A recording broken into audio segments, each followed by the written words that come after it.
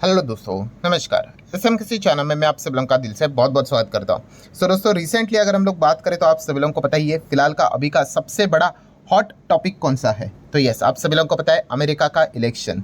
ठीक है, एंड जैसे मैंने काफ़ी बार कहा है कि ये जो चीज़ें रहती है ये बार बार आती रहती है। हमारे इधर इलेक्शन होगा, उनके उधर होगा, हमारे इधर अभी स्टेट वाइड इलेक्शन होगा। तो ये चीज़ें आती रहती है और इससे आप लोगों ने क्या करना है, चीज़ों को सीखना है कि बाजार में क्या क्या एक्टिविटीज़ हम लोग को होते हुए देखने को मिल जाती है। इससे रिलेटेड ऑलरेडी एक मैं वीडियो बना चुका हूँ जहाँ पे मैंने आप लोगों को बताया कि गोल्डन रूल क्या बताया कि लॉन्ग रेंज में ज़्यादा कोई फर्क नहीं पड़ता है कि कोई भी आ जाए, ट्रंप आ जाए या फिर कमला हैरिस की अगर हम लोग बात कर रहे हैं, लॉन्ग रेंज में इतना फर्क नहीं पड़ता है क्योंकि इसके पहले भी मैंने आपको इतिहास उठाकर दिखाया। हाँ, शॉर्ट रेंज में बहुत फर्क पड़ता है। ठीक है, वो ट्रेडिंग वाली चीज़ें चलती रहती है। अच्छा, ये आ गए तो बाजार तेजी कर सकता है या फिर ये गिर सकता है करके ऐसी बहुत सारी चीज़ें होती है।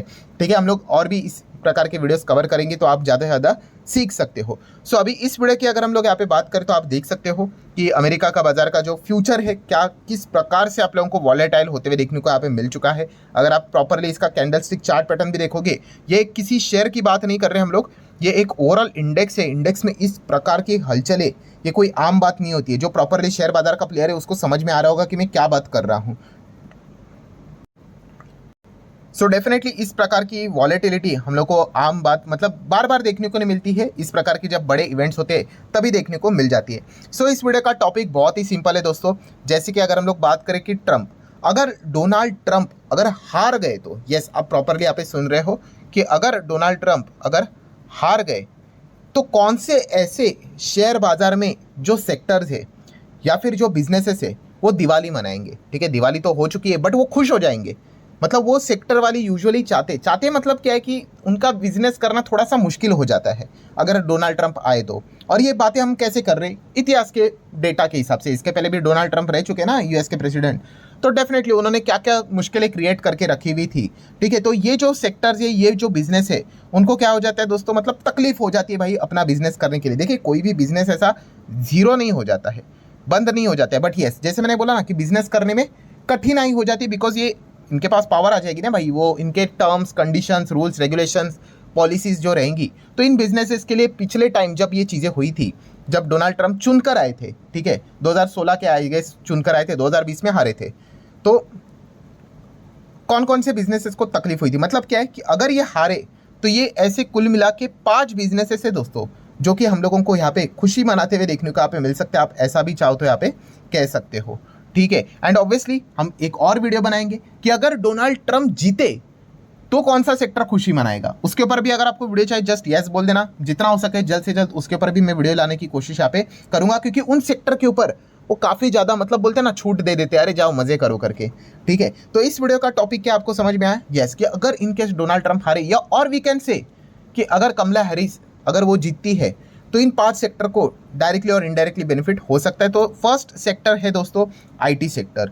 क्यों डोनाल्ड ट्रंप के आईटी सेक्टर के खिलाफ है? खिलाफ मतलब वैसा नहीं, देखिए इनकी पॉलिसी होती है कि वहाँ के जो लोग हैं उनको जॉब मिलना चाहिए। अभी अमेरिका में तो आपको पता है दुनिया भर के लोग जाते हैं, हमारे इधर से भी कितने लाखों लोग अमेरिका में सेटल है। आपके रिलेटिव्स में भी आप देख सकते हो कितने सारे लोग होंगे अमेरिका में परमानेंटली सेटल वहाँ पे हो चुके। पहले पहले वो सिर्फ जॉब के लिए जाते हैं एंड बाद में आप सब लोगों को पता है H1B वीज़ा, इससे रिलेटेड भी बहुत सारी चीज़ें देखने को मिल जाती है। तो जब डोनाल्ड ट्रंप लास्ट टाइम भी चुनकर आए थे ना, तो उन्होंने काफ़ी मुश्किलें क्रिएट करके रखी हुई थी। तो आईटी सेक्टर वाली कंपनीज काफ़ी परेशान हो चुके थे और हमारी आईटी कंपनियां वहीं पे आप सभी लोगों को पता ही है 50% से ज़्यादा रेवेन्यू अमेरिका से ही आता है। तो वो प्रॉब्लम क्रिएट करवा देते, वो कोई बैन नहीं कर देते बट काफ़ी रेस्ट्रिक्शन हो जाता है। तो इसलिए आईटी वाली जो कंपनियां थी लास्ट टाइम काफ़ी परेशान हुई थी। आप चार्ट पैटर्न ओपन करके देखोगे तो आपको ये नहीं नजर आएगा कि आईटी कंपनियां खत्म ही हो गई 2016 में, नहीं, वो शॉर्ट रेंज में थोड़ा तकलीफ हो गई, बाद में रिकवर कर ही जाता है। बट यस, ये पॉइंट आपको पता होना चाहिए कि अगर डोनाल्ड ट्रंप अगर हार जाते हैं तो आईटी वालों के लिए थोड़ा सा एक राहत वाली बात यहाँ पे होती है। अगर चुन कर आते तो H1B वीज़ा वाला बाहर से जो इमिग्रेंट उनके देश में आ जाते, वो सिर्फ इंडिया के मैं खिलाफ बात नहीं कर रहा हूँ, वो ओवरऑल जो भी बाहर से जो आते हैं वहाँ के लोगों को इस चीज़ के चलते नौकरियाँ नहीं मिलती है, उसके खिलाफ वो काफ़ी बार हम लोग को बोलते हुए देखने को मिल चुके हैं। तो इसलिए आईटी कंपनीज काफ़ी ज़्यादा हम लोग को फोकस में रहते हुए देखने को यहाँ पे मिल जाती है। सेकंड सेक्टर की बात करेंगे वो है रिन्यूएबल एनर्जी। मतलब क्या है, बहुत अच्छे से सुनो, अगर डोनाल्ड ट्रंप हार जाते तो रिन्यूएबल एनर्जी के लिए अच्छी बात है।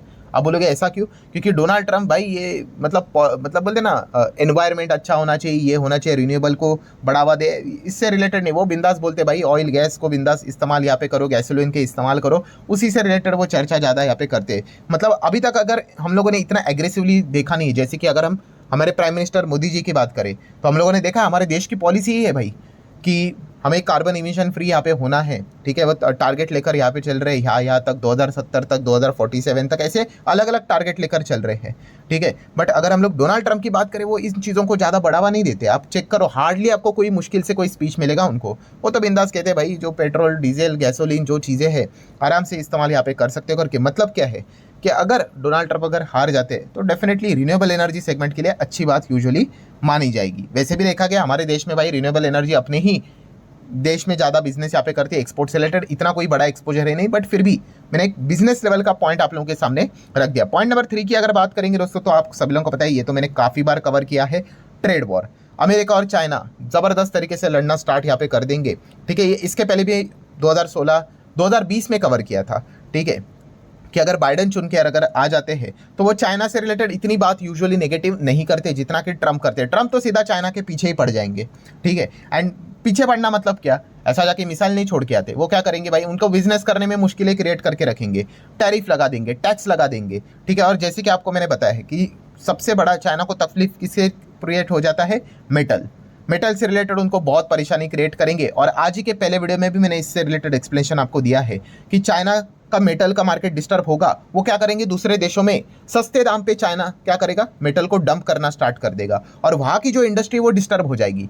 ठीक है, तो इसलिए सरकार अगर ट्रंप अगर चुनकर आते हैं तो सरकार ने खास करके मेटल सेक्टर्स को लेकर मतलब एंटी डंपिंग ड्यूटी तो लगा देनी ही चाहिए। ठीक है, वरना यहाँ की जो मेटल वाली कंपनियां हैं चाइना यही पे मतलब सिर्फ इंडिया में नहीं दुनिया भर में डंप करना स्टार्ट कर देगा और लास्ट टाइम जो दिक्कत हुई थी वो वापस हो सकती है।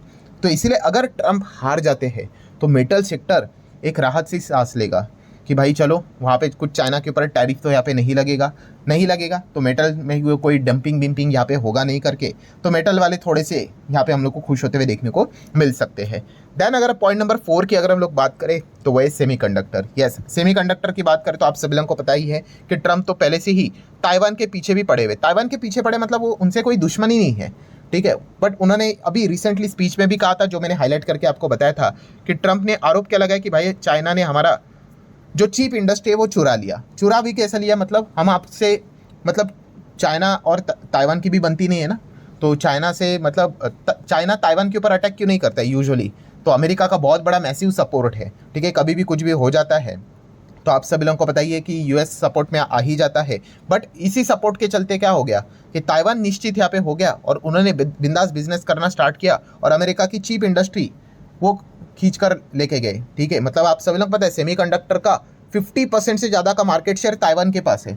ठीक है, तो इस चीज़ को लेकर ट्रंप काफ़ी यहाँ पे नाराज़ है और वो बार बार बोलते रहते हैं कि हम ताइवान के अगेंस्ट नहीं है, बट ताइवान ने फिर क्या करना चाहिए भाई, हम लोगों को पैसे यहाँ पे देने चाहिए, हम आपका चाइना के थ्रू मतलब आपको प्रोटेक्शन यहाँ पे प्रोवाइड करते हैं, मतलब वो प्रोटेक्शन टाइप का मनी का ही इनडायरेक्टली डिमांड कर रहे हैं, वैसा आप यहाँ पे कह सकते हो। ठीक है, वरना अगर आप यहाँ पे हम लोगों को पैसा यहाँ पे नहीं दोगे तो ठीक है हम भी आपका प्रोटेक्शन नहीं करोगे, फिर देख लो चाइना अगर अटैक करके आपका फिर सेमीकंडक्टर का बिजनेस चला जाएगा। तो इस प्रकार की चीज़ें देखने को मिली। तो एशियन बाजार का सेमीकंडक्टर का मार्केट अगर ट्रंप जीत कर आते तो वो डिस्टर्ब करवा सकते। मतलब क्या कि अगर ट्रंप हारे तो सेमीकंडक्टर का मार्केट, एशियन मार्केट हम खास करके यहाँ पे कह सकते हैं नॉर्मलाइज यहाँ पे रह सकता है। एंड पॉइंट नंबर 5 की अगर हम लोग यहाँ पे बात करें तो वो है pharma industry. Yes, pharma industry आप सभी लोगों को पता है हमारे देश ज़बरदस्त लेवल पे फार्मा वाली चीज़ें एक्सपोर्ट करता है, दवाइयाँ एक्सपोर्ट करता है। यूएस एफडीए की खबरें तो हम लोगों ने काफ़ी बार यहाँ पे सुनी है कि वो रिस्ट्रिक्शन लगाते हैं, इंस्पेक्शन करने के लिए आते हैं, उनको कोई भी आपत्ति मिल गई तो एक्शन भी यहाँ पे लेते हैं करके। सो अमेरिका की अगर हम लोग बात करें, ट्रंप की बात करें तो ट्रंप भी फार्मा इंडस्ट्री के ऊपर काफ़ी सारे रेस्ट्रिक्शंस लगाते रहते हैं, रूल स्ट्रिक्ट करते रहते हैं, तो बिजनेस करना मुश्किल हो जाता है। अभी रिसेंटली ही अभी की स्पीच है जहाँ पे ट्रंप ने क्या बोल दिया कि अगर मैं चुन के आया, डोनाल्ड ट्रंप नहीं बोला, अगर मैं चुन के आया will put tariff on Mexico and China पे भी लगा दूंगा। किस चीज़ के चलते, तो ये जो दवाई हम लोग को देखने को मिल जाती है। ठीक है, आप देख सकते हो कैसे इसको प्रोनाउंस करना है, ये अलग अलग नाम होते हैं। ठीक है, तो उसको स्टॉप करने के लिए, स्टॉप द फ्लो ऑफ ये जो दवाई है इनटू द यूनाइटेड स्टेट्स। ठीक है, जो मैक्सिको एंड चाइना से आते हैं। चाइना के तो ये पीछे ही पड़ जाएंगे, ठीक है, बट उसी के साथ साथ क्या हो जाता है कि ओवरऑल फार्मा इंडस्ट्री के ऊपर भी वो इम्पैक्ट आ जाता है। तो हमारे कंपनीज को भी डायरेक्टली हो या फिर इनडायरेक्टली हो, उसका खामियाजा यहाँ पे भुगतना पड़ता है।